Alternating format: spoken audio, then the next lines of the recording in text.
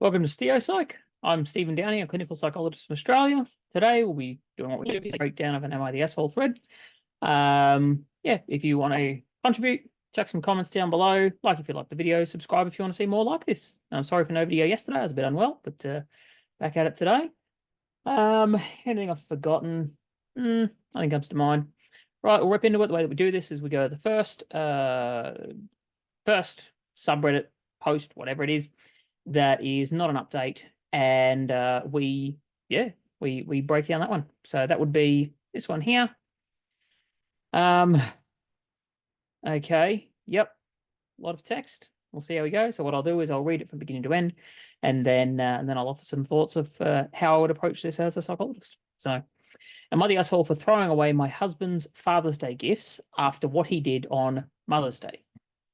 My husband and I have two kids, a 6-year-old boy and an 8-month-old girl. He told me for 2 weeks leading up to Mother's Day that he had an entire weekend planned for me. This is not normal, but there's been years in the past where I did complain and feel hurt because he didn't really do much of anything for me on Mother's Day, but I always went all out for him on Father's Day, and I just felt unappreciated. So I'm thinking he finally understood where I was coming from, was going to make it special for me this year. I quite literally only asked for a massage, and he repeatedly said that he couldn't just give me a massage because it wasn't enough. So, I don't know. At this point, I'm truly thinking this man went all out.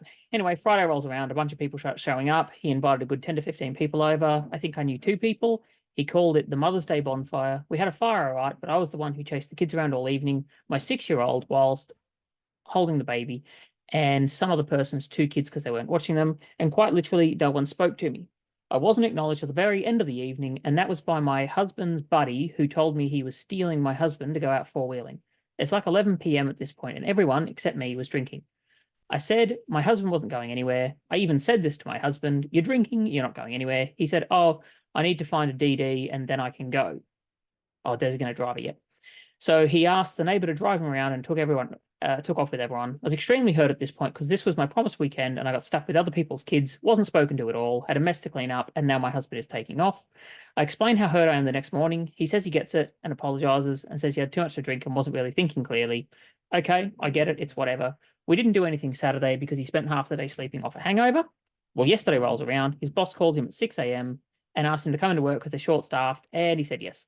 So I expressed hurt and said, but it's Mother's Day. He says, I know, I'm sorry. I just don't want to pass up this opportunity for more hours, which I get that too. So whatever. He gets home at 5 p.m. and starts getting the kids dressed and ushered towards the door. So I think we're finally going to celebrate. We end up going on a walk. I love walking. But 5 minutes in, he's complaining and has us turn around because of the black flies. They weren't even bad. So again, I'm disappointed.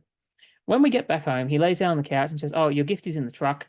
I go down. And it's a $5 storage container for sugar and flour.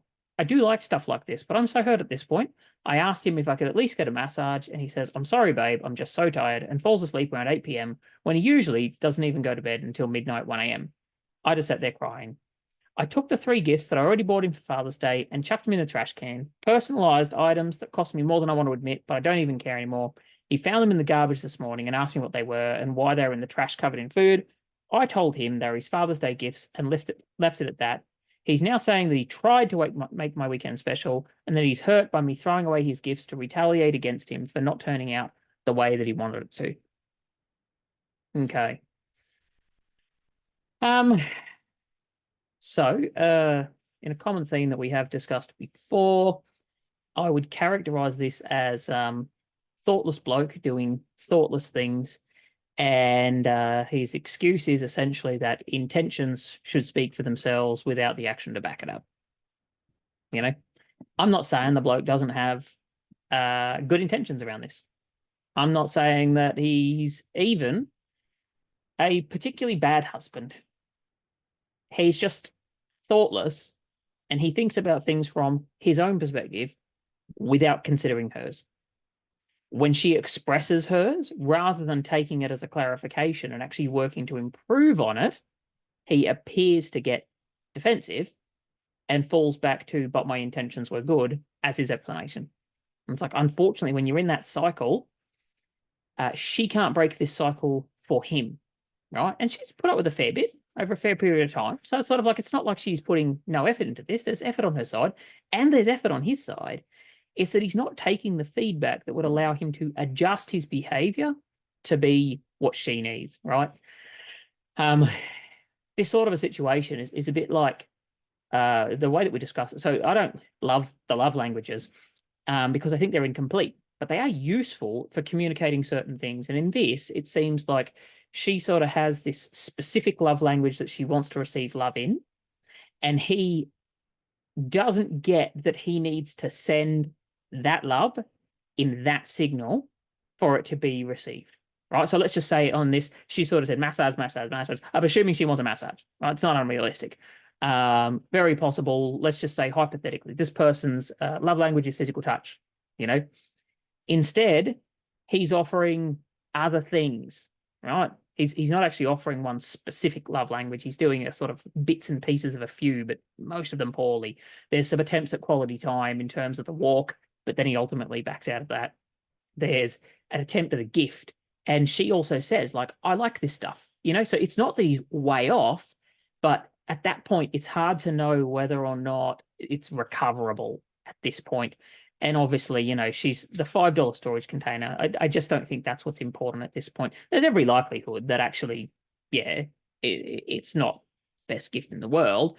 But, you know, he doesn't even bring it up from the truck. So there's a lack of effort there. Not being responsible in his drinking, it's sort of like personally, right? So as a psychologist, I rarely allow people to get away with an excuse of, oh, but I was drinking, I was hungover, etc. You made the choice to drink, and you are therefore responsible for any consequences that flow from that drinking. And I just think that is the only adult perspective on drinking that there is to have. So, yeah, that's a personal opinion. I'm sure other people will disagree. That is the position that I come from. And in encouraging people to take personal responsibility, because essentially my role as a psychologist, I have to work through other people's taking action, right? So if I allow other people to absolve themselves of their behavior and responsibilities, then I actually eat away at my own tool to help people improve themselves, right? So I can understand, yes, somebody else might take a different perspective. As a psychologist, I didn't increase this. As a psychologist, I do not allow people to get away with that. I don't allow people to get away with that sort of responsibility absolving behavior because it eats away at my only tool to be able to help you improve yourself. Right. So from that perspective, I would look at this and just sort of go, well, you did the drinking. Right. So her hurt and the things that flow from that, that is actually still the consequences of actions that you took when, so by your own admission, you shouldn't have, therefore you're responsible for it. Right. So I think, yeah, relationship like this, I would sort of say they can suck to see this person, you know, she's been committed to this man for a long period of time. Like I'm guessing that that they both have the children together. That's my guess here. And so we're talking, you know, a relationship that's older than 6 years. We've got a bloke who, at least tokenistically, is invested. You know, I am. Yeah, so they've got a relationship. They're working on it. She's put in a lot of effort, and this bloke just does seem to be that there seems to be some taking for granted going on here. Now, what is the information that I don't have here? One of the things that stands out to me the most about this situation, and there's two, right? So he invites people over, right? I think I knew two people, right? My question to this person actually becomes,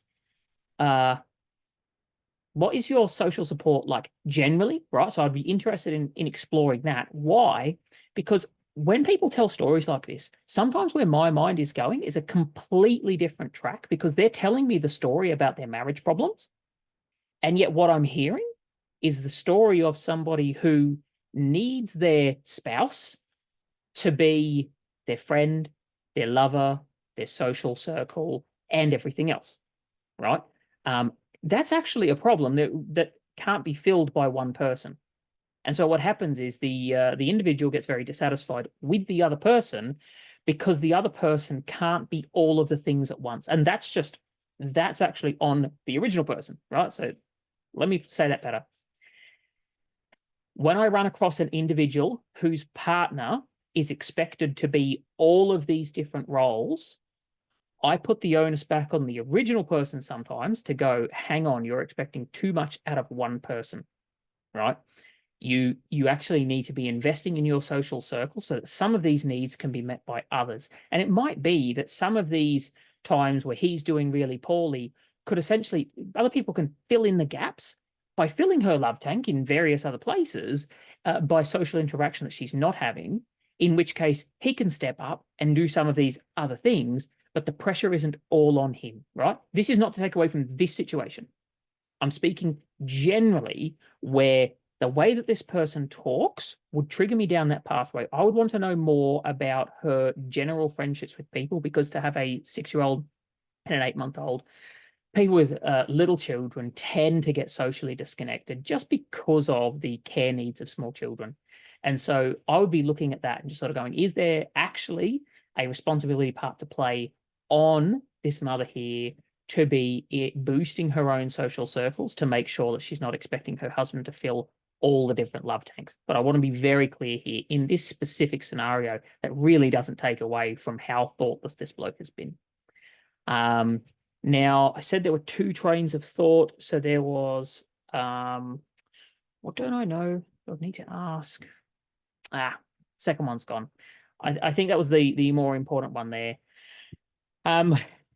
Yeah, so what do we got here? Are they an asshole? No. I mean, okay, throwing away the husband's Father's Day gifts. Right.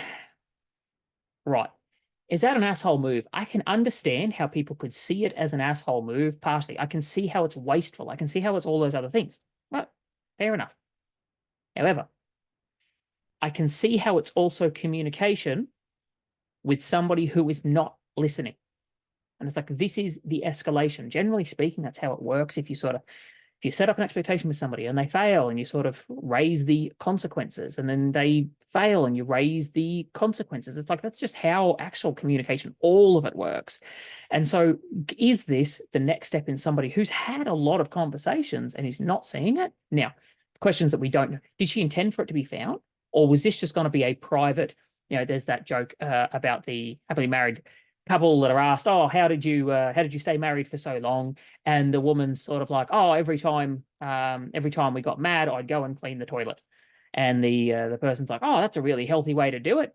And she'd be like, yeah, but with his toothbrush, Now, he didn't know that, but she had the private satisfaction of knowing that, I've got you, Is this that kind of a situation where it was meant to be a private satisfaction but was discovered? Or was this intentionally set to be found, in which case I would sort of go, there are better ways to communicate. I understand the escalation, but at this point, it's starting to seem like tit for tat. Now, it might be that that's where your communication is at, right? If that's the case, so be it. I'm not saying that we don't ever escalate. I'm saying we want to be careful about how this is perceived, because it can too easily become one of those situations where how it's said becomes the problem and the content of the message is essentially just missed.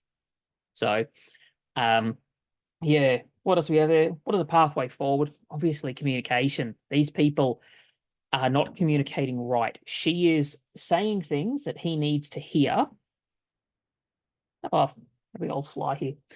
She's saying what he needs to hear, but she's not saying it in a way that he's actually hearing it. So I think that if I was talking with her, it would be a conversation around how do we communicate in a way that he understands, right? I'm not sure that throwing his gifts in the bin is the way to do it, just because now he's hurt and he could gain some kind of like, I don't know, semi-legitimate victimhood status of, oh, but what you did to me, and that just be used as a different kind of a shield to not get the point.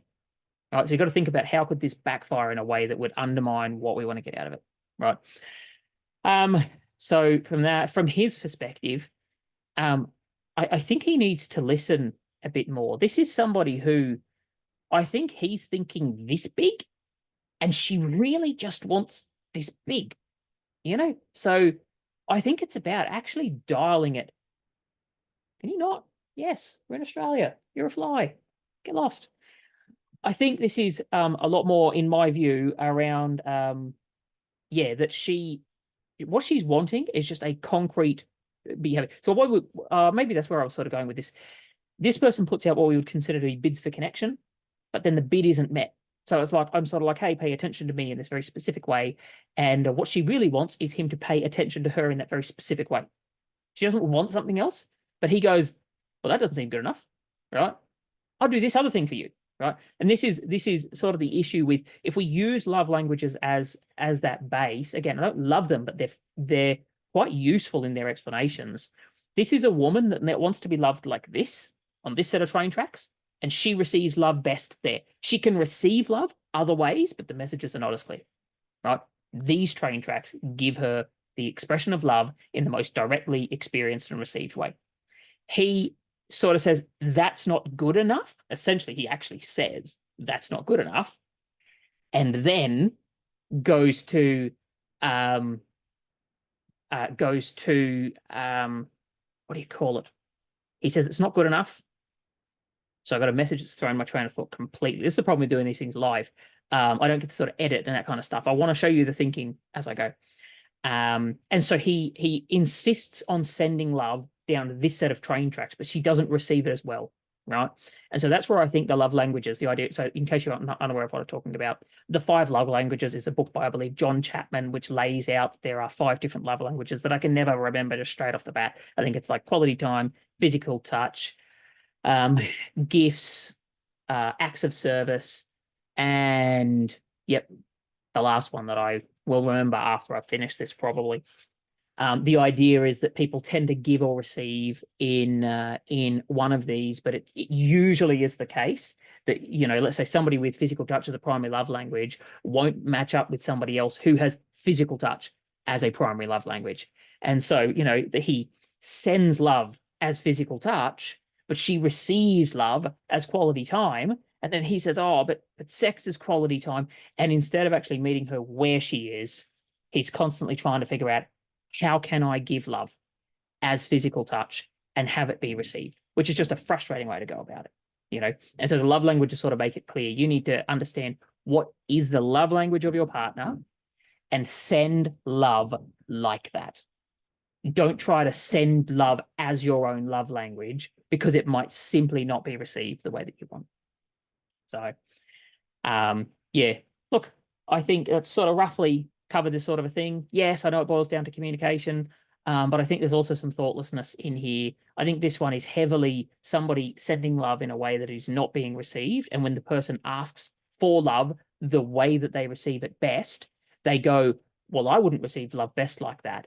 I'm going to do this instead. And this is sort of where it's just listening would make this bloke a lot less thoughtless, because I can see effort in his actions. Not always. Sometimes he's just a bit rubbish, but that's all of us, me included.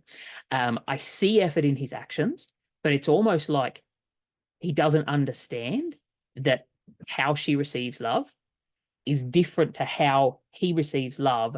And by getting that confused, he's really minimizing the love impact that he could have with the time that he has around sort of work and bits and pieces like that. She seems fairly understanding around his work. So look, that's all for today. I think that's a pretty interesting one, actually. So we shall finish up there, and I will catch you another day for another breakdown.